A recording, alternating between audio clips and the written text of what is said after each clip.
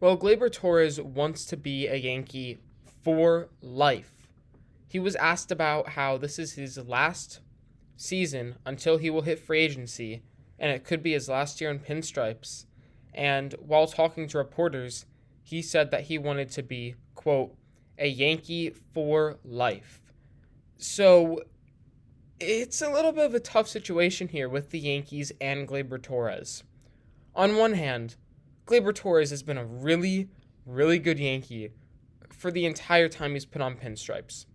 Since 2018, he has just been a solid player. He's hit for decent power. The defense has gotten a lot better ever since they moved him away from shortstop. He's gotten on base at a decent clip, hit for a respectable average. He's just been such a solid player for the Yankees and someone you trust in the lineup. At the same time, the Yankees have a very, very crowded infield, potentially. See, the Yankees, they're still going to have DJ LeMahieu under contract for 2 more years after this season. They have prospect Oswald Peraza, who's going to be given a shot at a lot more playing time this season. You have prospect Jorbit Vivas, who they traded for from the Dodgers, who's this left-handed hitting high on base percentage second baseman.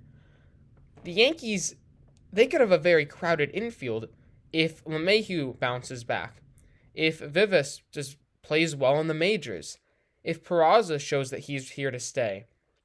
And it could very easily become a point where Gleyber Torres just isn't worth spending a ton of money on. Because he would demand a big contract if he hit free agency. And he has every right to do so. He's been pretty good for the last couple of years, especially last season. And if he has another solid year, then yeah, he's going to get a lot of money. And for the Yankees, they need to save a lot of their money for Soto, because he's going to be a free agent, and I know a lot of fans are thinking, no matter what, Soto will be a Yankee. But the side effect might be that guys like Gleyber Torres are left to walk. So it's a tricky spot here for the Yankees and Gleyber Torres. Because on one side of this, you want Torres in pinstripes. He's been nothing but good. On the other side, they have a lot of options in the infield, and Torres is just a second baseman.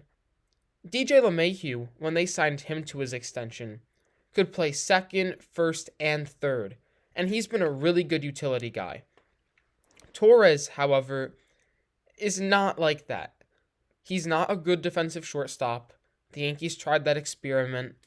He doesn't have the arm to play third. We haven't ever seen him at first base, so we don't know what that would be like. It's just tough for the Yankees with how their future is. And Torres did say that the Yankees have not approached him with contract extension talks. And I expect that's going to be the case for the rest of spring training. If Torres performs really well and DJ LeMahieu doesn't do well, their prospects don't pan out in the infield, then it makes a lot of sense for the Yankees to bring back Torres, and they might pay a premium if he has a good season.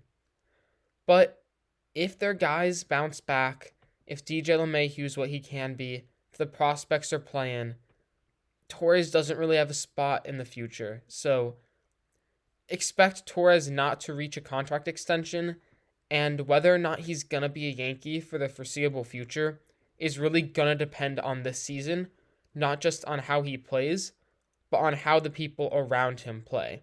So, Gleyber Torres, he wants to be a Yankee for life, but who knows if he will be.